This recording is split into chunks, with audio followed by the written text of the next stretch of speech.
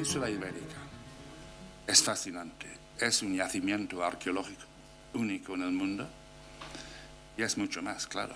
Es una mezcla de culturas, de sangres que no siempre se reconoce. Y hay trabajo para miles de hispanistas y miles de españoles durante siglos. Lo que hace falta es que siga la estabilidad, porque sin estabilidad no se puede hacer nada. Y no se pueden hacer biografías, esto me consta. Las biografías cuestan mucho dinero y hace falta que alguien pague el pato. Y si nadie quiere pagar el pato, pues no hay biografías. Porque en menos de 5 años no se puede hacer una buena biografía. Sobre todo si el biografiado ha viajado mucho y hay que seguirle los pasos. Como es el caso de Dalí. Sin dinero de muchos sitios no habría podido yo escribir mi biografía de Salvador Dalí, tampoco de Lorca. En fin, estoy hablando un poco en general de lo que somos los hispanistas. Y repito, la mayoría están fuera, no son personas muy conocidas del gran público. Otros somos un poco más exhibicionistas, me incluyo, no lo puedo remediar. También mi amigo Paul Preston, que es un gran historiador, y Thomas y Jackson. Nosotros somos la consecuencia de que ha habido estabilidad en Estados Unidos, en Inglaterra, para poder crear departamentos de literatura.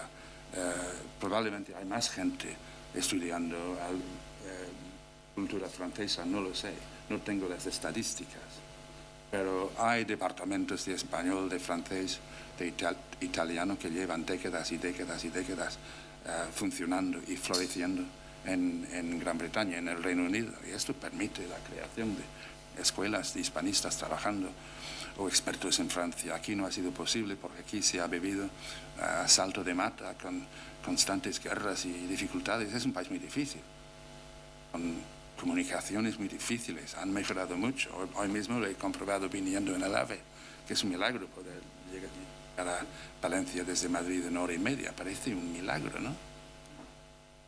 Ha sido muy difícil llegar desde Cádiz a Galicia. Probablemente sigue siendo muy difícil llegar desde Cádiz a Galicia, con sierras inmensas cruzando la península. Ha sido muy difícil. Ha habido una tendencia al reino de taifas y todo eso, pequeños sitios que era muy difícil salir. Yo me pregunto, el estado de las autonomías, a mí no tiene sentido para mí que haya comunidades tan pequeñas como La Rioja o Cantabria. Yo no lo veo absolutamente necesario. Es curioso que hayan sido precisamente extranjeros, hispanistas como en tu caso, personas que han venido a arrojar luz sobre periodos de la historia de España que para los propios españoles son muy desconocidos. Bueno, pero es lógico porque aquí mi maestro, tuve la suerte. ¿Está funcionando el micrófono ahí? Sí. Gerald Brennan tiene un libro fundamental sobre las raíces, por qué de la guerra civil. Y él empezó a indagar en el siglo XIX y puso la metáfora: la España del siglo XIX es un laberinto, lo llama el laberinto español. No está mal, es muy difícil, entras y cómo salir. El hilo, ¿no? Conductor, ¿cuál es? ¿Cómo salgo yo de aquí? ¿Cómo funciona esto? Muy complicado, es un siglo tremendamente complicado y no es sorprendente que haya cierta ignorancia por parte de los jóvenes de lo que fue el siglo XIX, porque es complicadísimo. Ha habido medios para estudiar. Sin estos medios no se puede hacer nada. Un día, cuando España se normalice, si se puede decir, habrá alguien haciendo una biografía de mi paisano James Joyce desde aquí. La gente me dice a veces, ¿cómo es posible que un extranjero haya hecho una biografía de Lorca? Es perfectamente normal. Lo normal sería que esto fuera normal aquí, pero ¿cómo puede ser normal después de una guerra civil de 3 años terrible, cuyas secuelas están aquí todavía, y 40 años de dictadura? Esto es muy difícil. ¿Cómo recuperar esto que se ha perdido? Es una tragedia. Cada día yo pienso que el país es trágico, en este sentido, de haber tenido una guerra atroz, una diáspora de tanta gente que tuvo que morirse en México, en Venezuela, en otros países, que no pudo volver.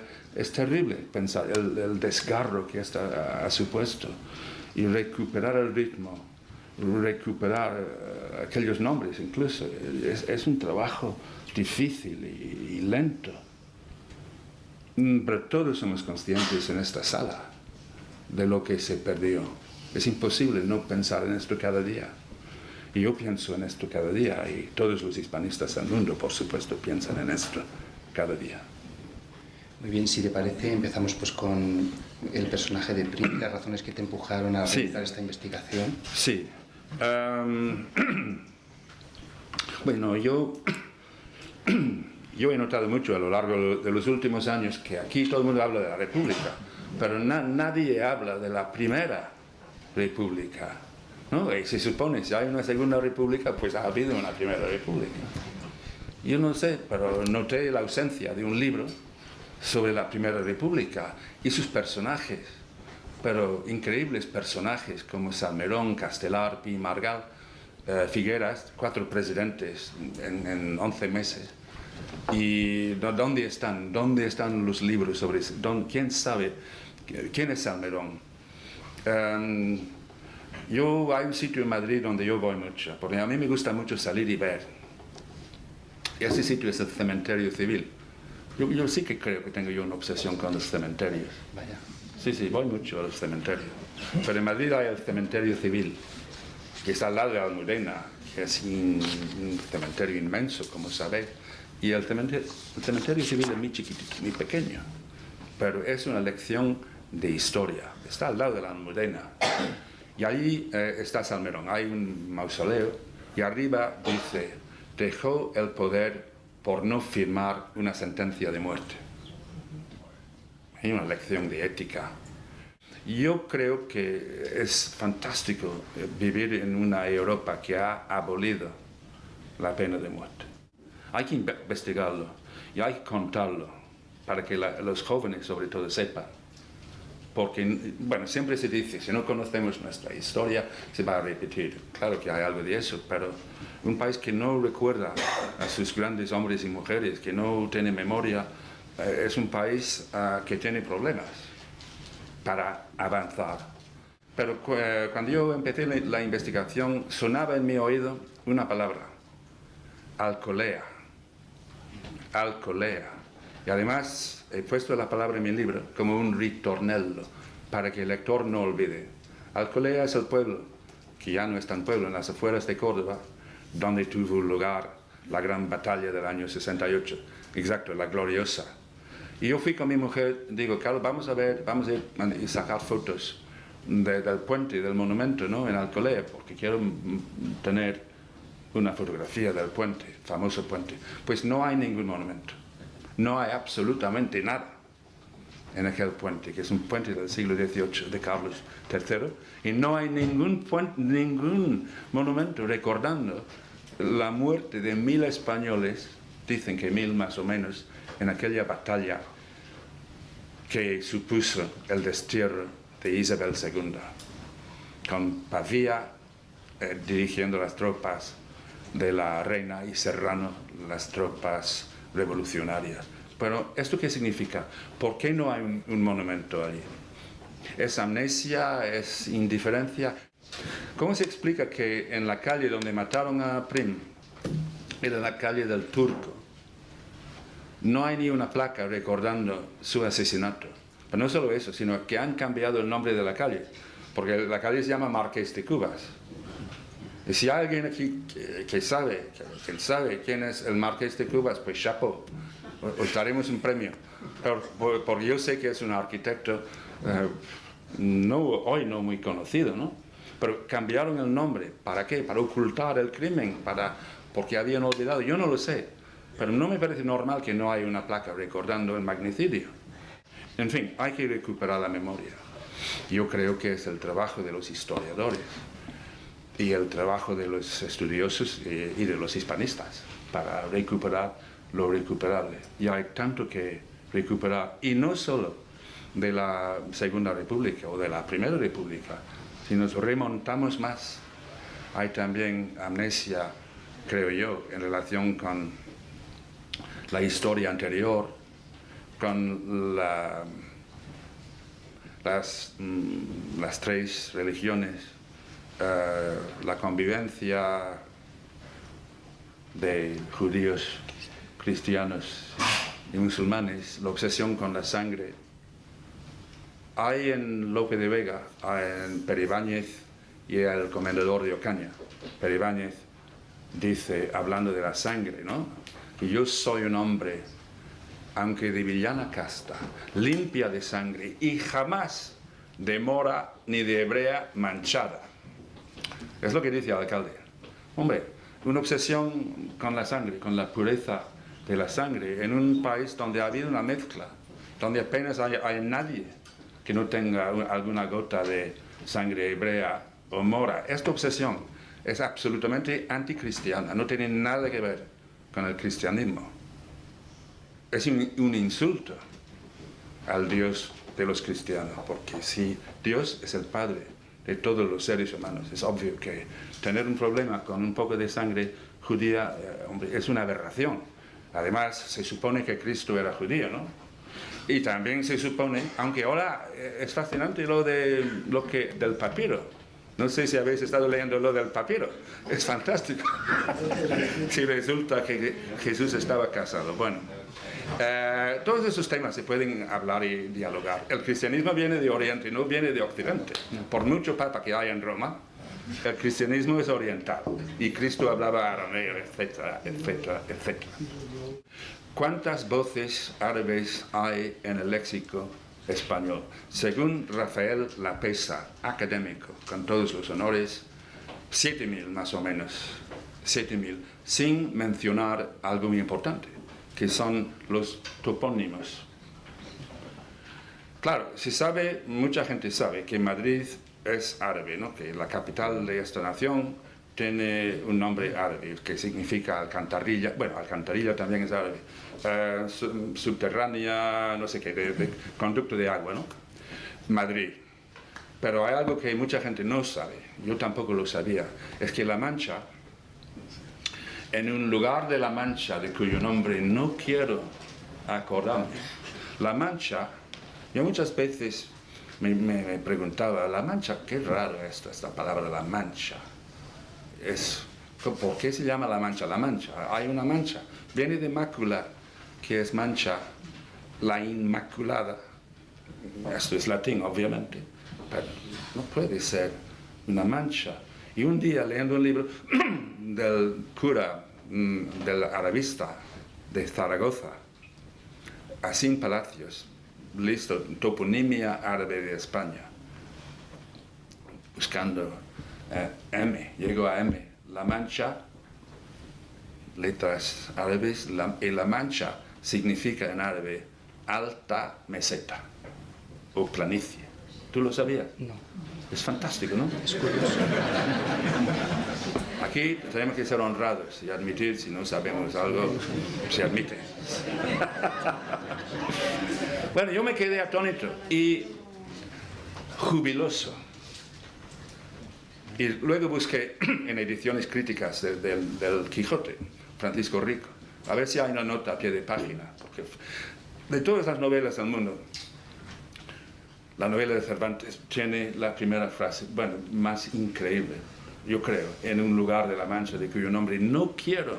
¿Por qué no quiere recordar Cervantes o el narrador aquel lugar de La Mancha? Pero digo, vamos a ver, nota a pie de página, La Mancha, voz árabe, que sin, no, nada. No, ¿esto por qué? Porque yo creo que es extraño lo de La Mancha, ¿no? Ahora no es extraño, es obvio. La respuesta es que es una palabra árabe que significa alta planicie y no contiene ningún misterio si lo sabe. En fin, el árabe no se enseña aquí, ni los rudimentos. Y esto me parece raro, como hispanista, viniendo de fuera. Hombre, si tienes esa riqueza en tu idioma, y tú hablabas de fuente de culturas, si tienes esa riqueza, oye, enseña un poco a los niños para que se den cuenta de dónde viene su idioma, porque después del latín el input más importante es árabe. Y decenas de miles de nombres de lugar, cada uno con su significación. Hombre, yo creo que eso es una riqueza.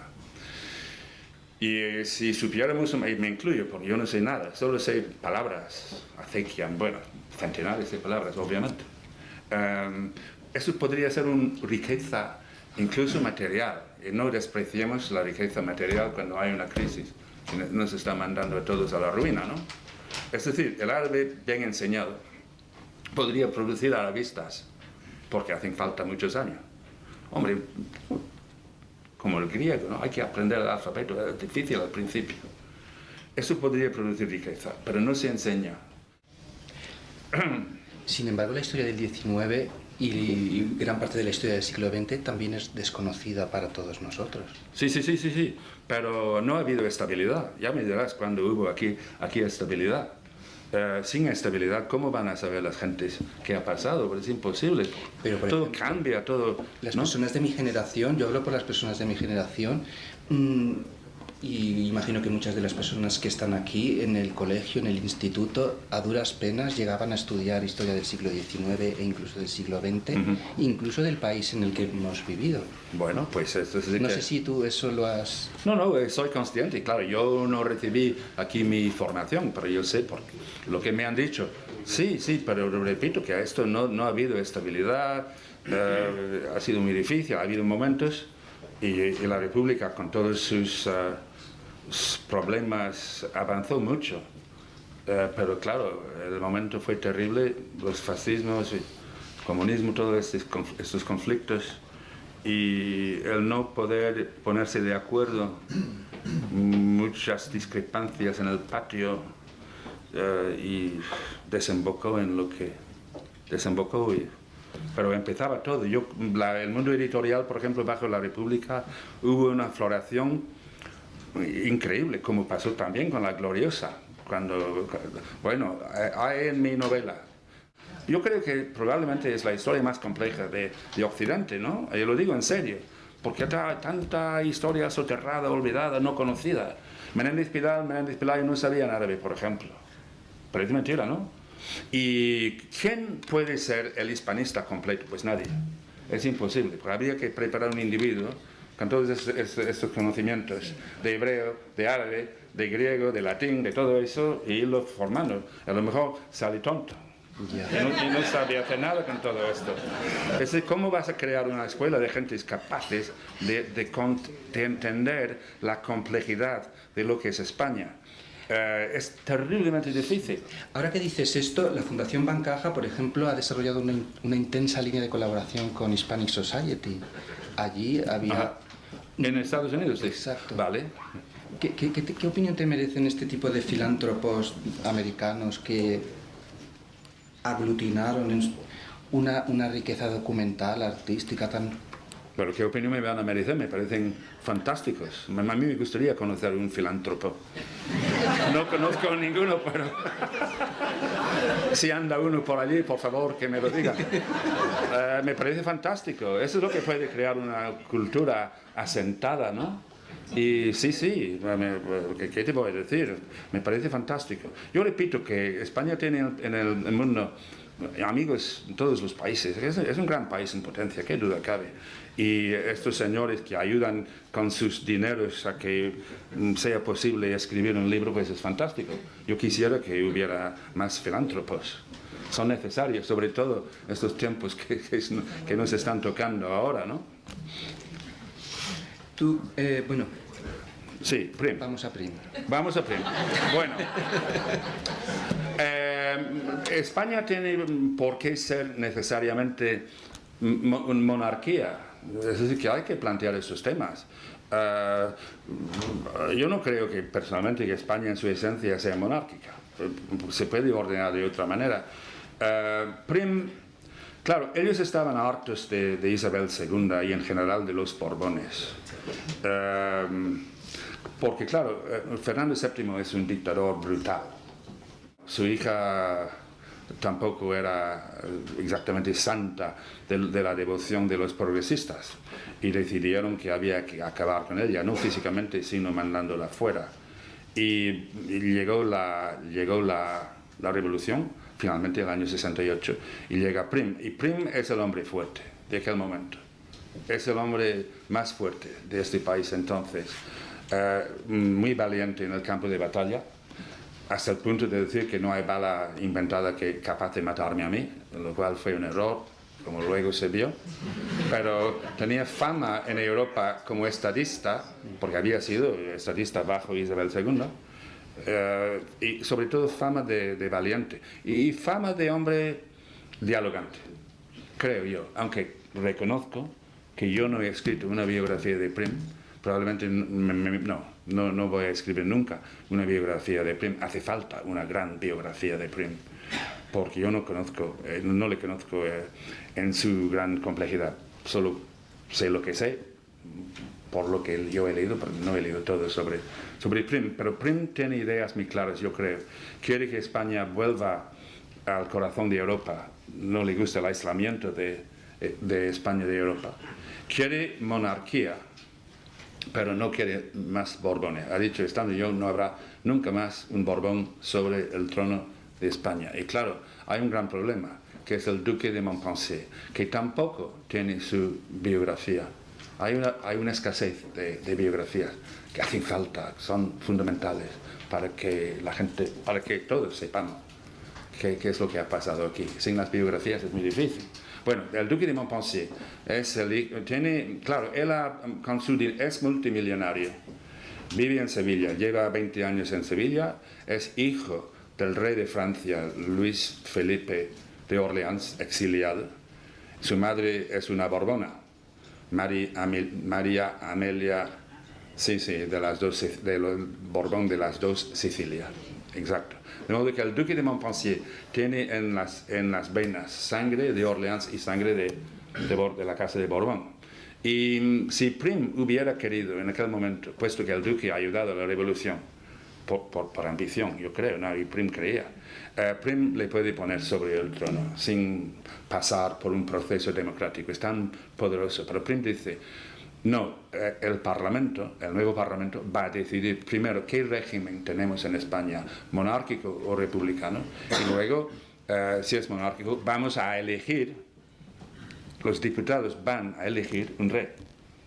Eso es lo que pasa. Dice, a Montpensier le dice que no, y eso le crea un odio feroz, claro, porque Montpensier quiere ser Antonio María I de España, es su ambición. Es un hombre muy moderno, por lo que yo he colegido leyendo sobre él.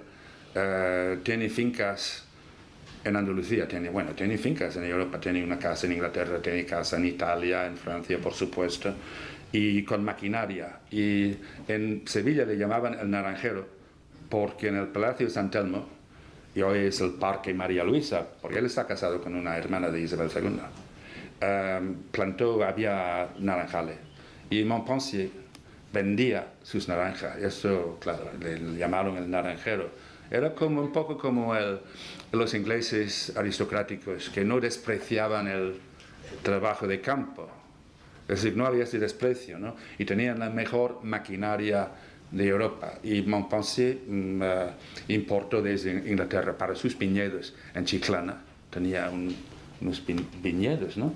La más moderna maquinaria que había en el mundo. De modo que era un hombre práctico, pero tenía el problema para aprender de la sangre borbónica, ¿no? En fin, el Parlamento dijo que no.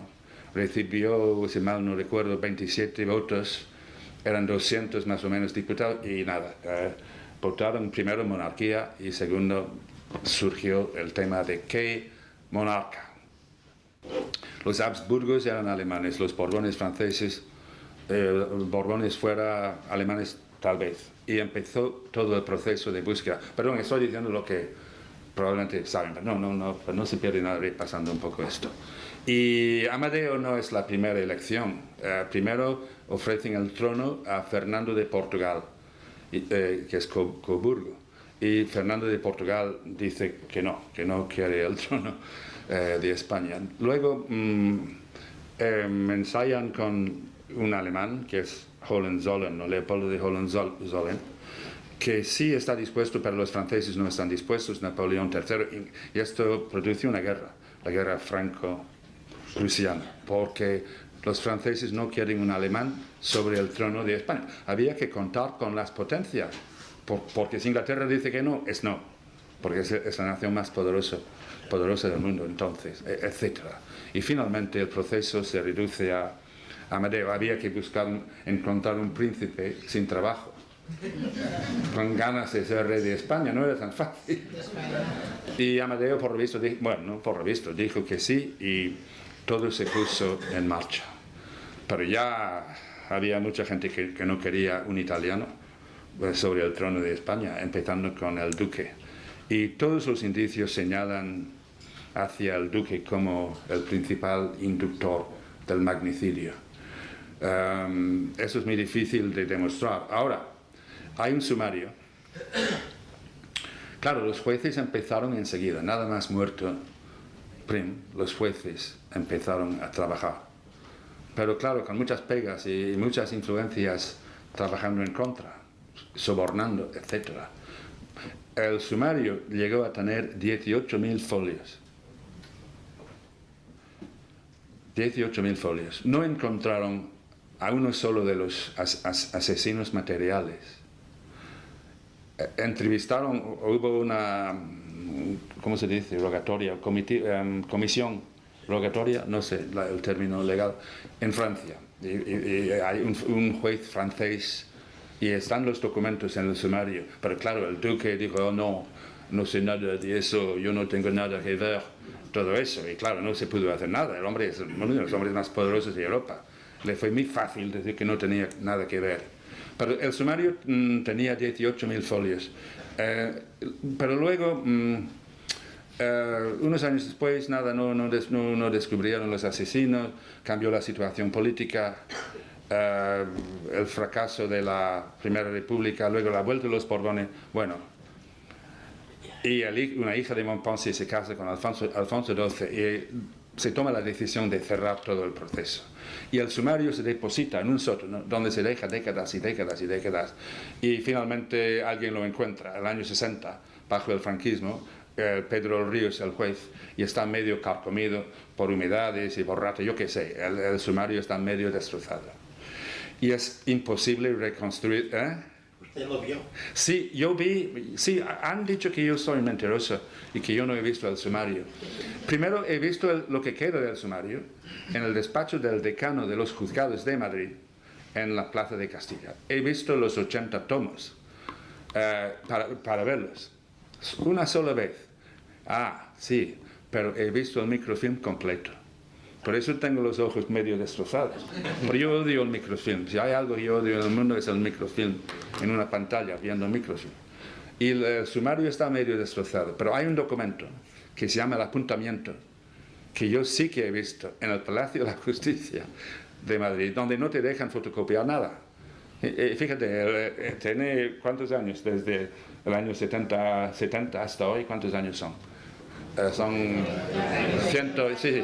Bueno, y tenía problemas, no, había que consultar con el juez tal y tal. Es un tomo de ese tamaño, que yo no sé si lo han visto los historiadores, porque es un resumen del sumario que ayuda a completar los trozos que faltan. De modo que es imprescindible para estudiar el caso del asesinato de Prim. Y ese documento no está digitalizado, no está fotocopiado. Yo protesté, claro.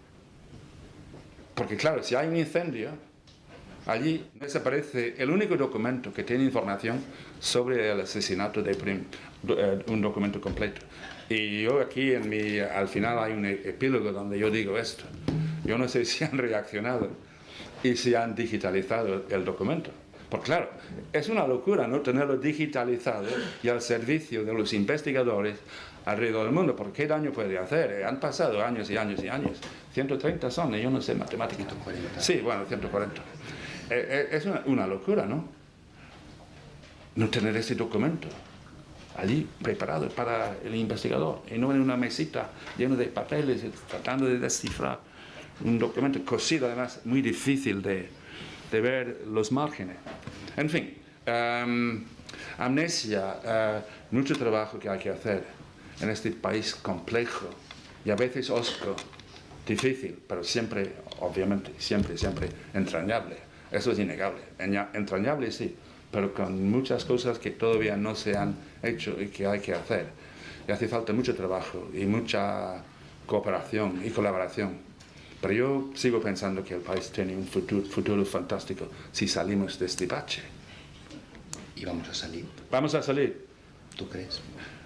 Hombre, yo tengo que creer que vamos a salir de este bache. Ahora, yo creo que hay una escasez de grandes políticos.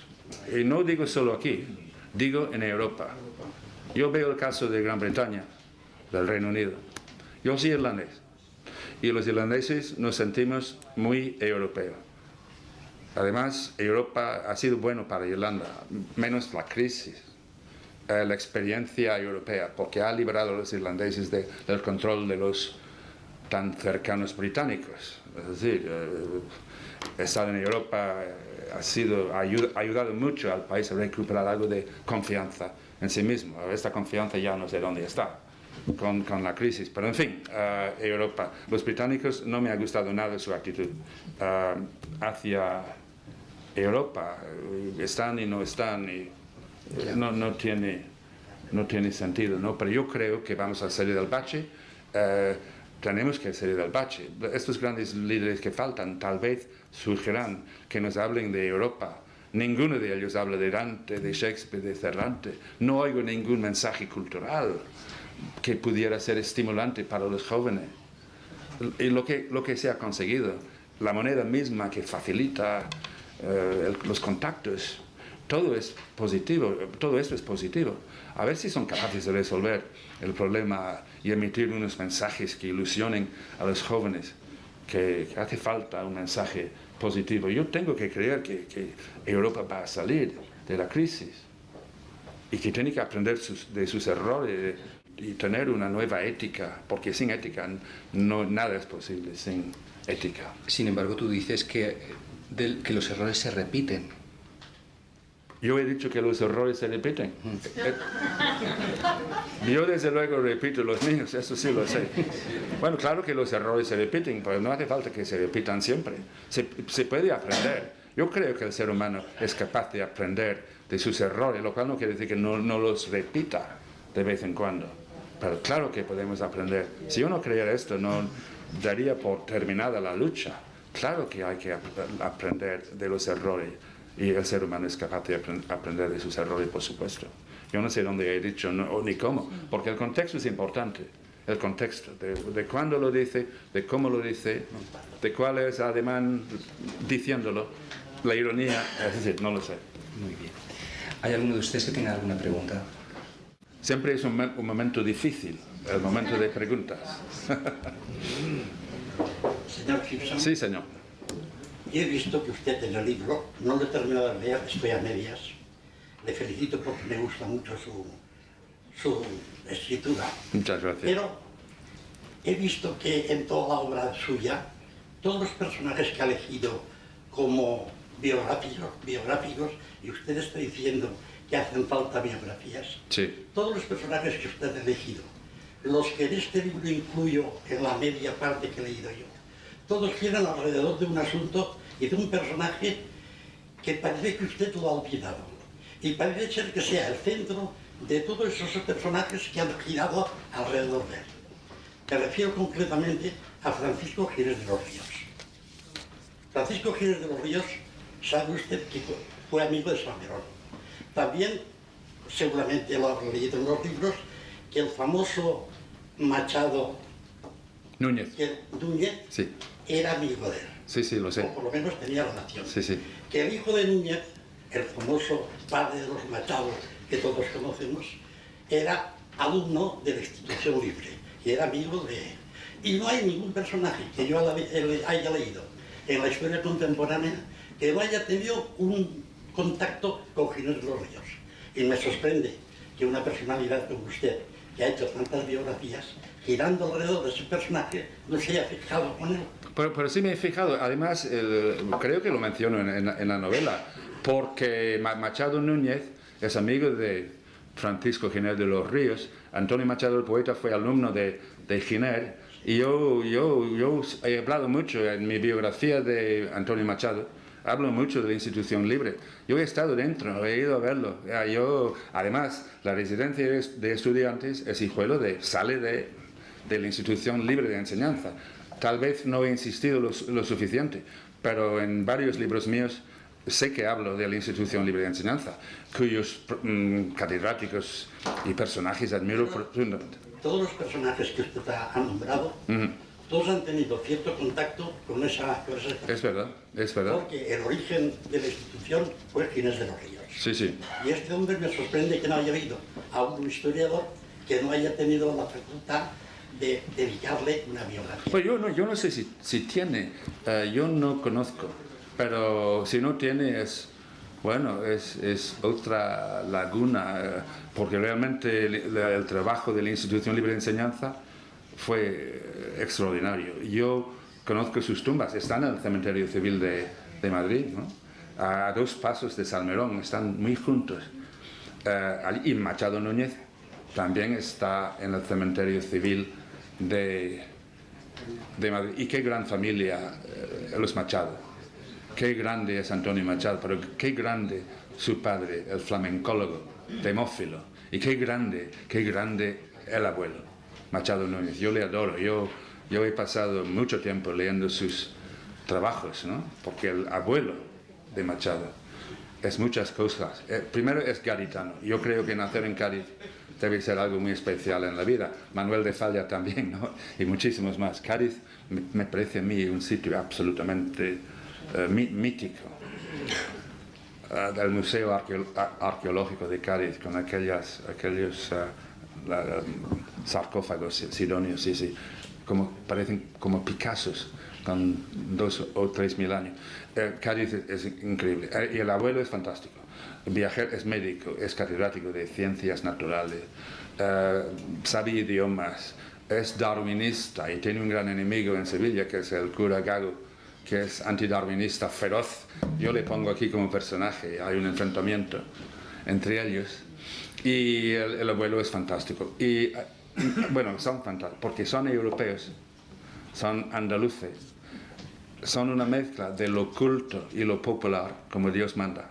Es decir, conocen a todos los cantores, son pintores porque la mujer, la Durán, Cipriana Durán, es pintora y es pariente de Augusto Durán, el primer director de la Biblioteca Nacional. Es una familia muy culta, pero también les gusta lo popular y sobre todo el cantejondo, ¿no? Y el libro del padre de Antonio Machado, de la colección de coplas, es una maravilla. Y la introducción, porque es un magnífico escritor, el padre también, ¿no? Pero todo eso es fascinante y yo he tratado aquí de recrear algo de esto. Machado Núñez es un personaje del libro.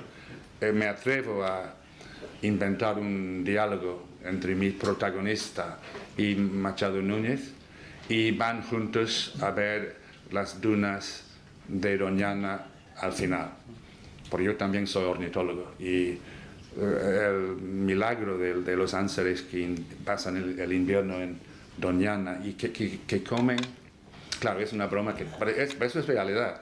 Suben bueno, al alba, ¿no? A las dunas, decenas de miles de gansos nacidos en Escandinavia que pasan el invierno en Doñana y suben a las dunas a comer arena. Tienen que comer arena porque no pueden digerir las castañuelas, que es su alimentación en Doñana, y si no comen arena no pueden digerir. Y eso lo he visto yo a 4 o 5 metros de distancia en un escondite ahí. Es increíble. Al amanecer, decenas de miles bueno, en fin, Antonio Machado Núñez, el padre, el abuelo, fue el primero en ver un lince ibérico en Doñana. Hizo un libro sobre los peces del Guadalquivir, un librito sobre los peces del Guadalquivir. Así que es un hombre que ama la naturaleza y sin él no tenemos Campos de Castilla, es así. De modo que ha hecho muy bien en decir lo que ha dicho. Institución Libre de Enseñanza es fundamental para entender la España contemporánea. Esto que comentaba de que parece que se ha olvidado a Prim. Creo que en Reus hay una estatua de General Prim, o sea que no, Sí. No en todas partes lo olvidaron. No, tienes razón. Aunque es el mausoleo, es la tumba que estuvo primero en Atocha en la Basílica de Atocha, Madrid, y en el año, no hace mucho tiempo, yo creo que en 1970, se trasladó al cementerio de Reus. Fui a verlo como fui a Alcolea, y llego al cementerio de Reus a ver la tumba y está todo envuelto en plásticos negros, esperando el momento de su restauración, pero como no hay fondos, no se puede, de modo que no había dinero para restaurarla, porque es muy complicado. El mausoleo de Prim es una obra extraordinaria. Y bueno, yo no sé, pero no había dinero para llevar a cabo. Esperaban la llegada de fondos europeos que nunca llegaron, y lo de siempre. En fin, la amnesia. Yo creo que Prim, si no lo matan para volver a Prim, ¿qué habría pasado? Si Prim está allí como presidente del Consejo, con Amadeo como rey, tal vez se habría consolidado la dinastía Saboya, de la Casa de Saboya, ¿no? Después de Borbones y Habsburgos, para ver qué pasa con los italianos. Era, tengo entendido, una casa en auge que tenía cierto prestigio en Europa. Tal vez se habría consolidado con Prim guiando.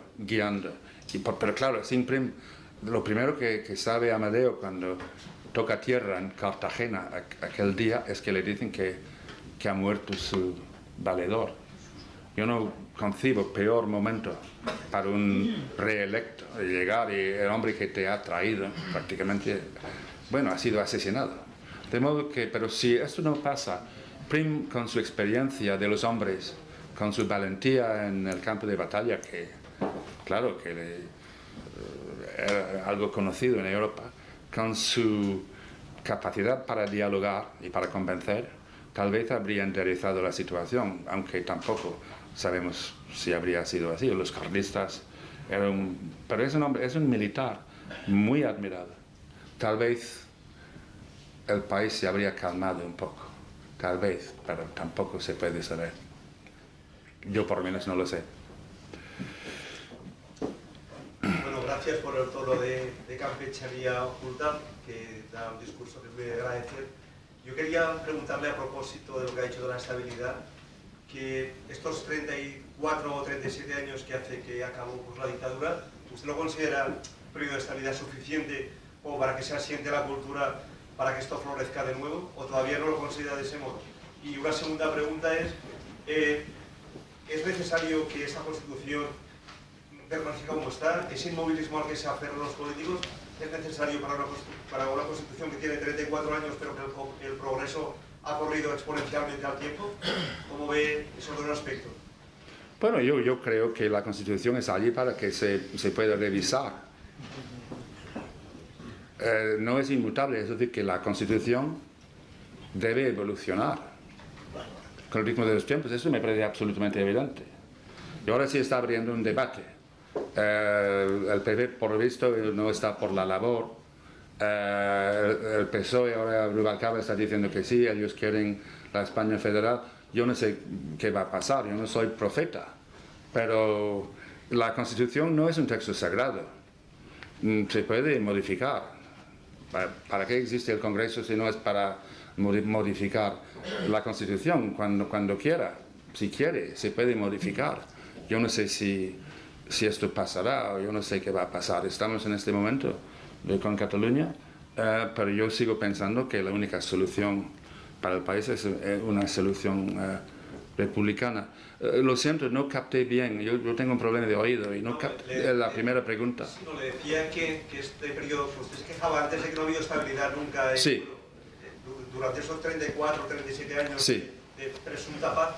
¿Es suficiente o ha sido una época tan convulsa también en cuanto a los rifirrafes políticos, a la alternancia, así, que no es suficiente como para que florezca un poco ese amor de los hispanistas de nuevo hacia España?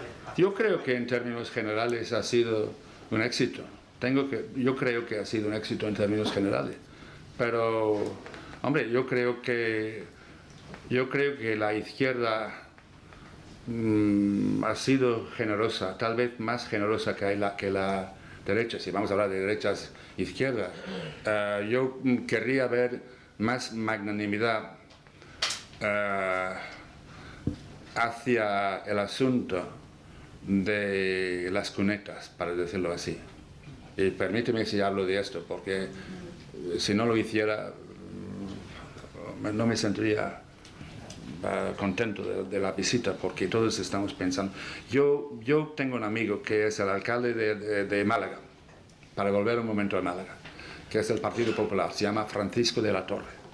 Y que yo sepa, es el único alcalde del Partido Popular que no se ha opuesto a la búsqueda de las víctimas de la represión franquista.